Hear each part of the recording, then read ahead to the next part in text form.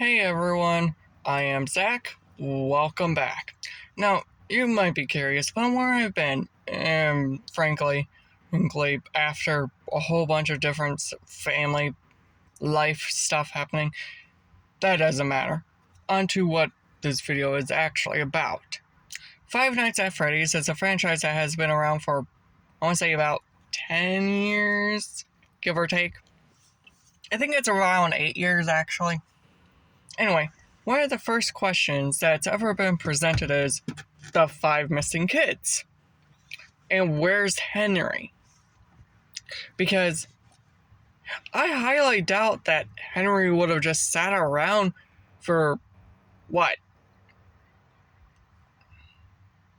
Okay, if this happened let's say it happened very early, let's say 1987?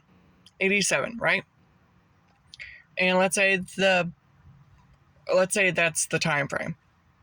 It happened in 87. Let's just say the 5 missing kids happened. I know it's a bite of 87, but I'm just using that as a time frame. And because the timeline for Five Nights at Freddy's is confusing. So, hear me out. What? Why couldn't he just be incarcerated? Falsely accused of, killing the 5 kids. We all know that, his business partner, or, I can't think of his name off the top of my head, but I'm just going to call him Purple Guy. Purple Guy killed him. Right? We all know this. But, to the police, Henry could have killed him. And that's reasonable enough, because his daughter was just murdered, so they could have just assumed he went nuts one day and killed 5 kids and hid their bodies. Now you might be thinking, wouldn't that just be life in prison? Basically, he'll never see the light of day. Yes, but here's the weird thing. Depending on where he was sentenced, it's a max of 20 years. Or a little bit more. So eventually he would have gotten out. So about 40 years or 60 makes sense between Five Nights at Freddy's 87 to, I want to say, 2032. I want to say SNAF 3 comes out, where Springtrap is the main villain. So that's my theory. He could have just been wrongfully accused of the murders, and, well, that's why we don't really hear about him, because he was wrongfully convicted. Just a thought.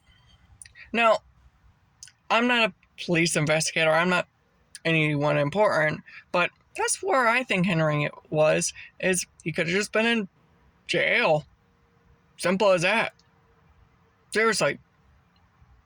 People go to jail for crimes they don't commit all the time. I can't think of any of them off my head, but if you look up wrongfully convicted people, people will pop up. Especially from that time frame. And because they didn't have the correct equipment back in the day.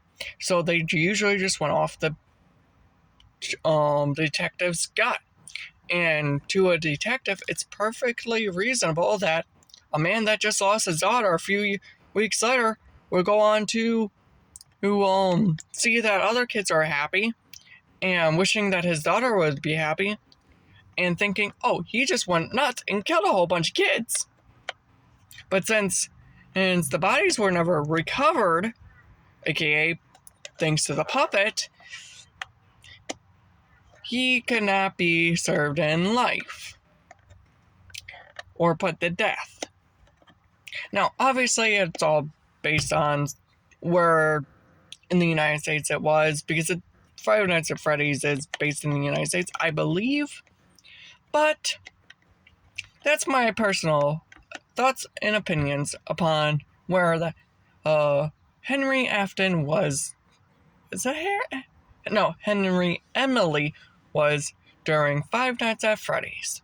Now, am I right? Am I wrong? No one will know. Only Scott Coffin truly knows, and we know how much he loves giving out details. Oh, to an extent, even though he's a really kind person giving out certain hints and opinions over the year. I just thought of another theory off the top of my head, but I need to think about it a little bit more. Anyway, that's where I believe Henry was.